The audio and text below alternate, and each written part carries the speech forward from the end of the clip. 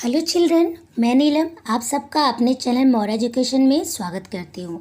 हाँ बच्चों, आज हम पढ़ने वाले हैं क्लास 10 मराठी लेसन नंबर 14 बीज पेरले गेले। ओके बच्चों, ये बहुत ही इंटरेस्टिंग चैप्टर है।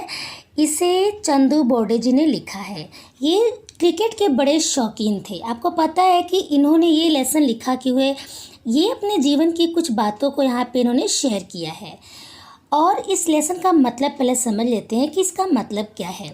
बीज पेरले गेली मतलब उपज पड़ना, ठीक है। क्या उनके दिमाग में ये जो क्रिकेट खेलने की जो उपज है, क्रिकेट खेलने की जो बीज है उनके अंदर आई, मतलब कब इन्होंने डिसाइड किया, ठान लिया कि अब मुझे क्रिकेट ही खेलना है। तो ये कब आया दिमाग में, क्यों आया, कैसे आया, ये सारी चीज़ें इन्होंने इस लेसन में आपको पता चलेगा, इन्होंने लिखा है ऐसा, ठीक है। तो चलो हम शुरू करते हैं। इसमें क्या इन्होंने बोला है, इनके लाइफ की, मतलब इनके बचपन की बातें हैं। तो बच्चों, ये बहुत ही इंटरेस्टिंग होने वाला है। आप इसको ध्यान से सुनो। और हाँ चिल्ड्रन, मैंने इस लेसन को मतलब मैं 2 पार्ट में मैं बताने जा रही हूँ। एक पार्ट मैं भी बता देती हूँ और नेक्स्ट पार्ट आपका नेक्स्ट वीडियो में मिलेगा। चलिए देखते हैं क्या इसमें। माझ्या बालमित्रांनो, मी तुमच्या एवढा होतो तेव्हा अगदी तुमच्यासारखाच खेडकर खोटकर व उद्व्यापी होतो।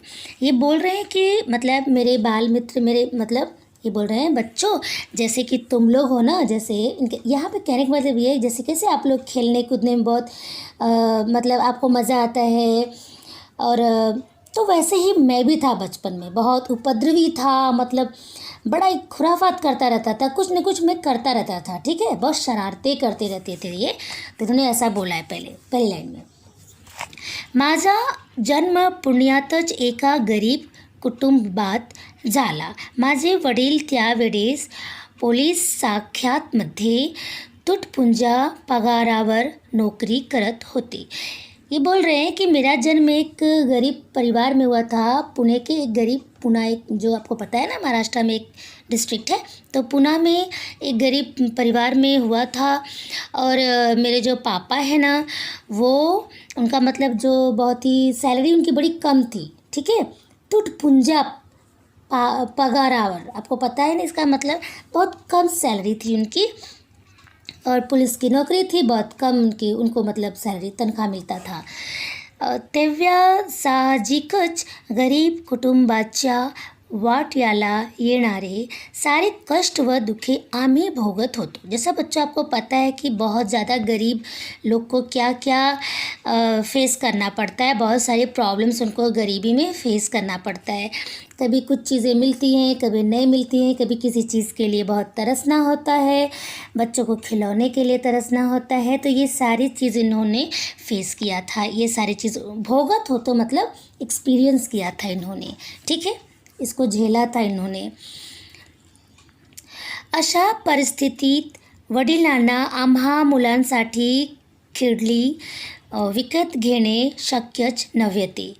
ये इनकी ऐसी परिस्थिति नहीं थी कि इनके मतलब पापा, मतलब ये बता रहे हैं जैसे आत्मकथा होता है ना, वैसे बता रहे कि मेरे पापा को इतना वो पॉसिबल नहीं था कि हमारे लिए अच्छे अच्छे खिलौने ला सके, हम मतलब खेल सके सारी चीज़ें।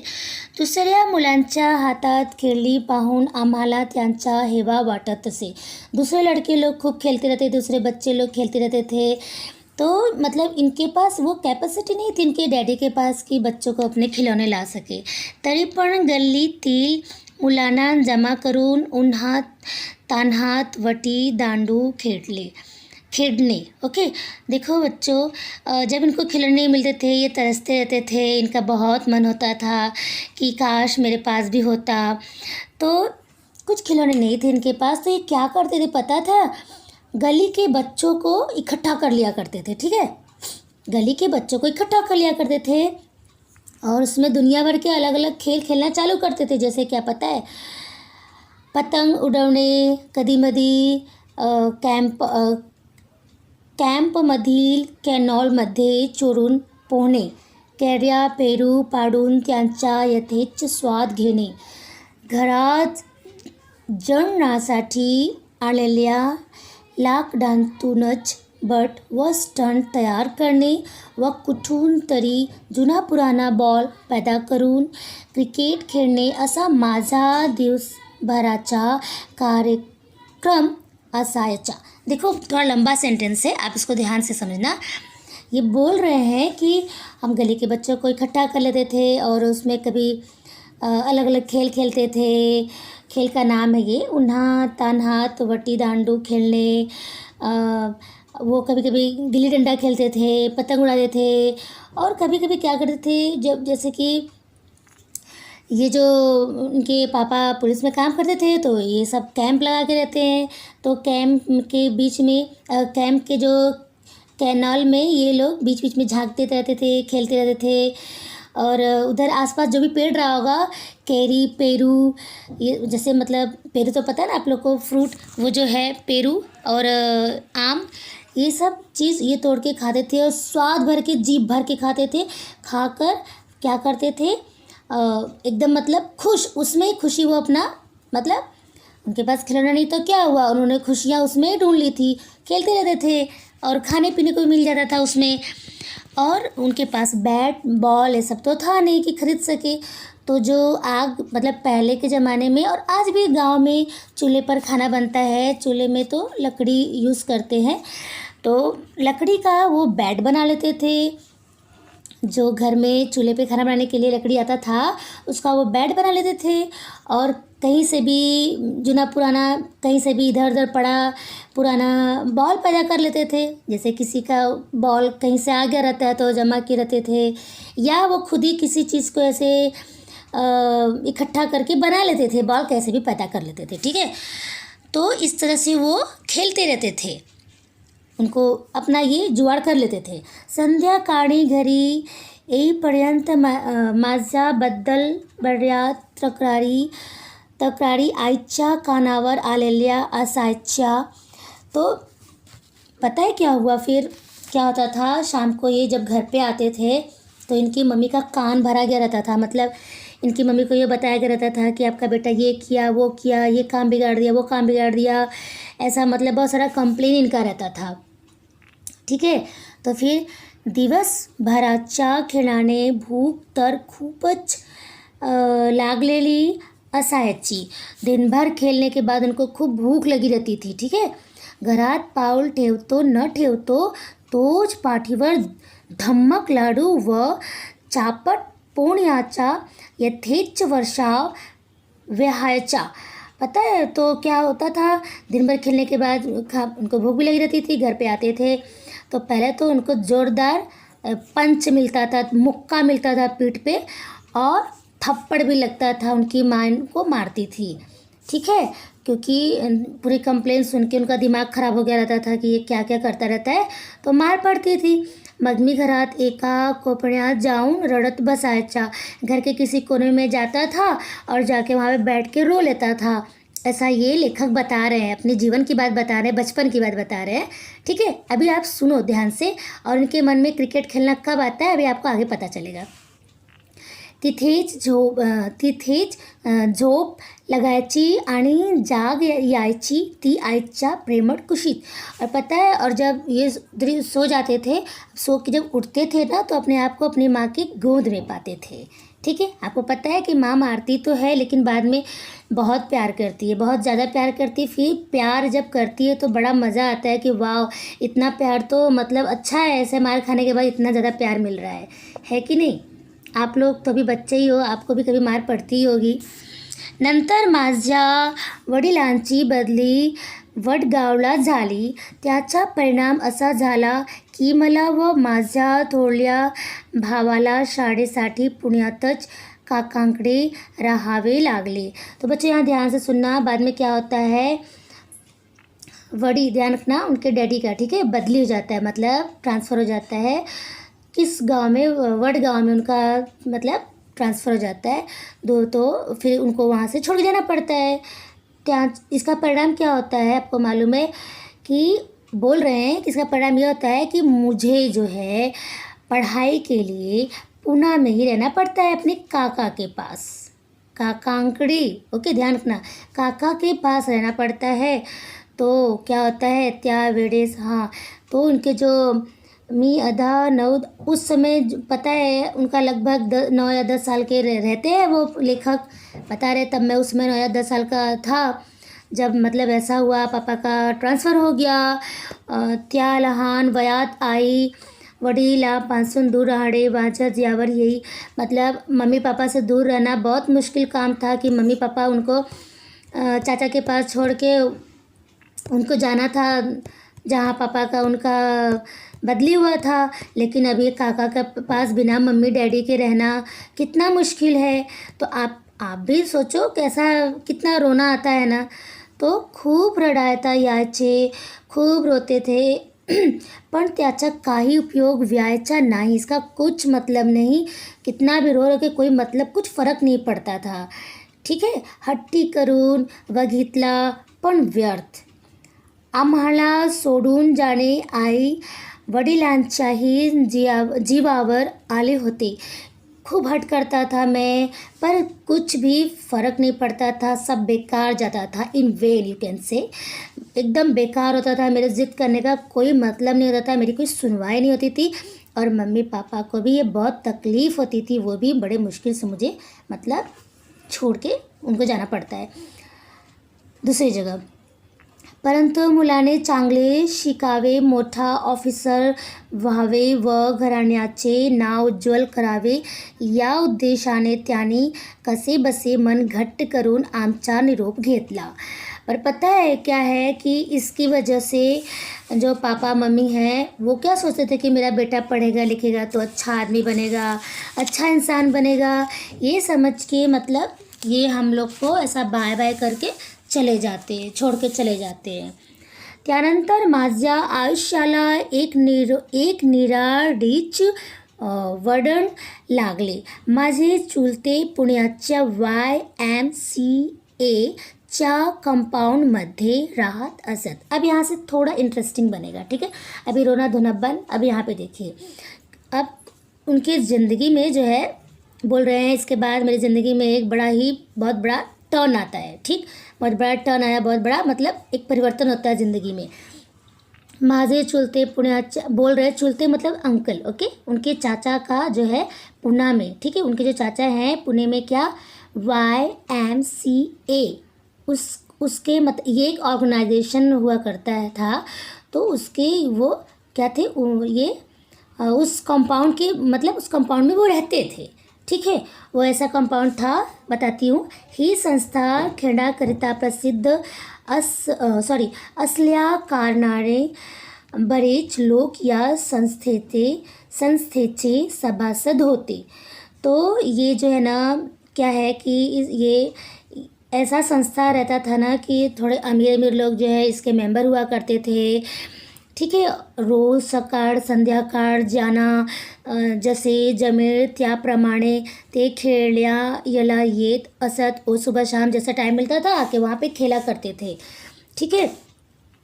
साहजिकच याचा परिणाम माझ्या बाल मनावर हुई। और ये सब खेल कूद ये सब देख के ये भी देखा करते थे ना ये सब, तो उनके मन पे बड़ा असर पड़ता है कि यार मैं भी मतलब इसका मेंबर होता तो कितना इधर मैं आता खेलता, ऐसा उनके मन में ये सब बात आ रही थी, ठीक है। मुळातच खेळाची आवड जास्त असल्याने मी त्या सभासदांचा खेळ लक्ष देऊन पाहू लागलो। मुळात खेळाची आवड जास्त, इसमें से ना कुछ मेंबर्स लोग बहुत जल्दी आ जाया करते थे कि उनको थोड़ा और खेलने को मिलेगा, ठीक है। ऐसा वो थोड़ा जल्दी आके सोचते थे कि खेलने को और मिलेगा। अनेक खिलाड़ू, अच्छा यहाँ पर है नहीं, मुळात खेळाची आवड जास्त असल्याने मी त्या सभासदांचे खेळ लक्ष देऊन पाहू लागलो। इनके दिमाग में ये रहता था, इनका एक लक्ष्य हुआ करता था, काश मैं भी मतलब ये सभासद मतलब ये होता, मेंबर होता, जैसे और भी सब लोग अमीर लोग इसके मेंबर हैं तो अपना आते रहते थे खेलने के लिए। तो अनेक खिलाड़ू पहनाचे मला रोज संधि मिलू लागली। और आपको पता है मैंने आपको बताया कि कुछ लोग बहुत पहले ही आके यहाँ पे जमा हो जाते थे। तो इस तरह से अनेक खिलाड़ू, बहुत सारे और भी जो खिलाड़ी रहते थे ना, तो जो पहले आ जाते थे तो इनसे थोड़ा सा मतलब क्या हो गया, मतलब मेल जोल हो गया, ठीक है। ये तो छोटे बच्चे थे ना, ऐसे ही घुमा करते थे।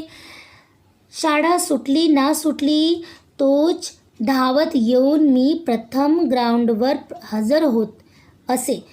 पढ़ाई की जब स्कूल से छुट्टे नहीं छुट्टे, मतलब छुट्टे ही झट से सीधा ये पहला काम क्या करते थे, ग्राउंड में हाजिर हो जाते थे वहाँ पर। सर्व खेलांत मला क्रिकेटचा खेळ फार आवडू लागला। सर्व खेळांत मला क्रिकेटचा खेळ फार आवडू लागला। या खेळानेच मला जास्त भुरळ पाडली। तो ये सब खेल यहाँ पर क्या है ना, बोल रहे हैं कि मेरा तो क्रिकेट खेलने का बड़ा मन करता था, और ये जो खेल है ना ये मुझे पूरा भूरण, मतलब देखा जाए तो हिप्नोटाइज करना, ठीक है, बहुत बहुत ज़्यादा आकर्षित कर लिया था इनको। बस और बस सबसे ज़्यादा ये मन करता था कि मैं क्रिकेट ही खेलूँ। कधी कधी काही खेळाडू स्वतःला भरपूर खेळायला मिळावे म्हणून लवकर येत असत।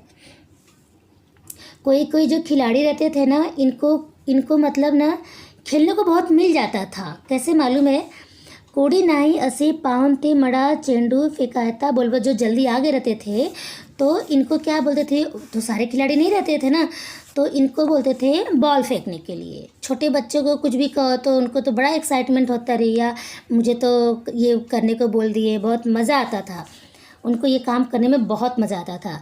मी अशा, ये सब वो बता रहे हैं, ठीक है। मी अशा कामासाठी नेहमीच तयार असायचा। आंधळा मांगतो एक डोळा आणि देव देतो दोन। ये मराठी में एक कहावत है कि देखो, अब ये तो बहुत बोल रहे हैं कि मैं बहुत खुश रह रहा था यार, मुझे बहुत मतलब आनंद मिलता था। ऐसा लगता है जैसे कि जब कोई अंधा भगवान से मांगता है एक आँख, तो भगवान खुश होकर उसे दो दो आँख दे देते हैं। दो मतलब चार नहीं, मतलब कहने का ये है कि एक मांगते हैं, अंधा बेचारा सोचता है काश मुझे एक आँख होता तो मैं देख पाता, तो भगवान खुश होकर उसको एक नहीं दो आँख दे देते हैं।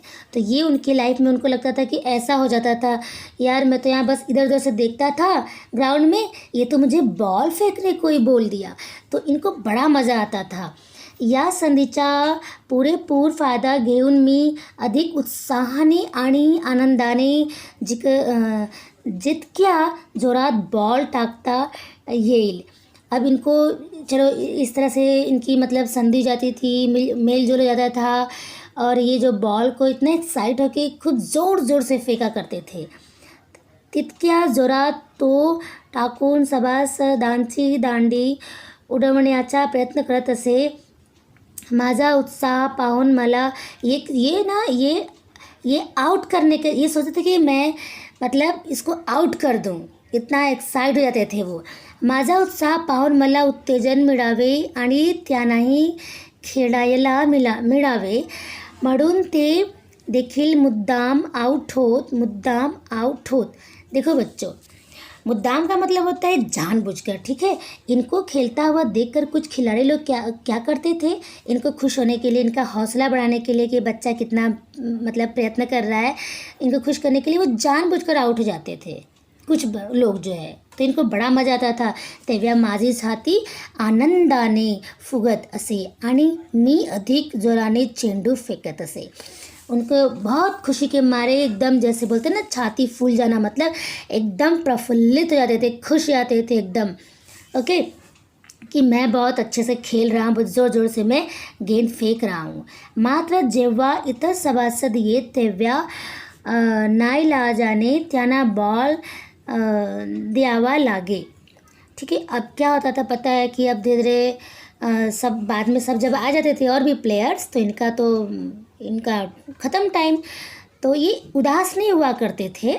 उनको तो भी उनको जो है ना उनको कोई ना कोई काम मिल जाता था। कैसे, वो बॉल दौड़ दौड़ के, जैसे प्लेयर खेलते हैं तो बॉल कहीं और जब चला जाता है तो ये काम उनको करने में बड़ा अच्छा लगता था। बॉल लेकर आना, दौड़ दौड़ के लाकर दे देना उनको, ठीक है, तो भी वो बहुत खुश होते थे, ऐसा वो बता रहे हैं। तरीसुद्धा लांब उडालेला चेंडू धावत जाऊन अडवण्यात आणि तो लगेच उचलून फेकण्यात मी समाधान मानत असे। आपणही याच्याप्रमाणेच खेळावे अशी इच्छा मनात येई। देखो बच्चों, क्या है कि ये जो है इनको तो बड़ा मज़ा आता था। ऐसा दूसरे लोग आ जाते थे, दूसरे प्लेयर्स, तो भी ऐसे उदास नहीं होते थे। मैंने आपको भी बताया, तो बॉल को बस दौड़ दौड़ कर ला कर उनको देते थे, ठीक है। और जो भी जैसे ज़ोर से फेंकते थे तो बॉल इधर उधर चला जाता था, तो ये लाकर उनको देते थे। इस तरह से ये जो है अपनी इच्छा को मतलब मना लेते थे, खुश हो जाते थे कि चलो भाई ठीक है, इतना तो खेलने को मिला, कम थोड़ी है। तो लेखक भी बहुत ही मतलब बचपन से ही बहुत प्यारे थे। पुढच्या आयुष्यात क्रिकेट खेळाडू होण्याची गुडगाठ मी इथेच मनाशी बांधली। तो ये क्या बोल रहे हैं कि तो मैंने ना ज़िंदगी में ये मैंने ठान लिया कि मैं क्रिकेट ही खेलूँगा, मन बना लिया मैंने कि मैं क्रिकेट ही खेलूँगा। सबको खेलते हुए देखते थे ना, तो इनका ही मन करता था कि इनके जैसा मैं भी खेलूँ। प्रॅक्टिस संपल्यावर चेंडू गोळा करू लागली, ठीक आहे। और ये इस तरह से खूप प्रॅक्टिस करते रहते थे। दुसऱ्या दिवसासाठी ग्राउंडवर पाणी मारणे इत्यादी कामांत मी ग्राउंड्स मला आनंदाने मदत करत असे। हे सर्व होत असता रात्रीचे 6 ते 8 वाजता माझे काका सर्व मुलांना एकत्र बसवून प्रार्थना शिकवत व अभ्यासाला बसवत। अब यहाँ तक आप ध्यान से सुनो, ठीक है। तो इन्होंने अपना मन को अपना सेट कर लिया कि नहीं, मुझे तो क्रिकेटर ही बनना है, ठीक है। तो ये क्या करते थे, पहले दिन तो क्या करते थे, सारा बॉल सब इकट्ठा करते थे। फिर दूसरे दिन जो है जब ये ग्राउंड पे पानी मारते थे, उनको ये सब काम करने में बहुत अच्छा लगता था कि इनको कुछ थोड़ा बहुत उसमें खेलने को मिल जाता था। आई बात समझ में, बहुत आनंदित हुआ करते थे। ये सब काम करने के बाद उनके चाचा का आने का टाइम होता था, 6 से 8 बजे तक वो आ जाते थे। तो वो सब बच्चों को इकट्ठा करते थे। इकट्ठा करने के बाद मुलांना एकत्र बसवून प्रार्थना शिकवत व अभ्यासाला बसवत, ये सब बच्चों को सारे बच्चों को इकट्ठा करके प्रेयर करवाते थे, प्रार्थना करवाते थे। इसके बाद पढ़ाई के लिए बैठाते थे कि अब तुम लोग पढ़ाई करो। तो बच्चों, मैंने आप सबको इतना समझाया। इसके बाद के जो पैराग्राफ है यहाँ से त्यानंतर से लास्ट तक, ये मैं आपको नेक्स्ट वीडियो में बताने वाली हूँ। और बच्चों प्लीज़ प्लीज़ प्लीज़ हमारी वीडियो को शेयर करो अपने फ्रेंड्स में। हमारे बहुत सारे और भी सब्जेक्ट्स के और भी सब स्टैंडर्ड के सारे सब्जेक्ट्स हैं, प्लीज़ आप उसको भी जाकर देखो और उसका फ़ायदा लो। ओके, मिलते हैं नेक्स्ट वीडियो में। Bye bye, thank you.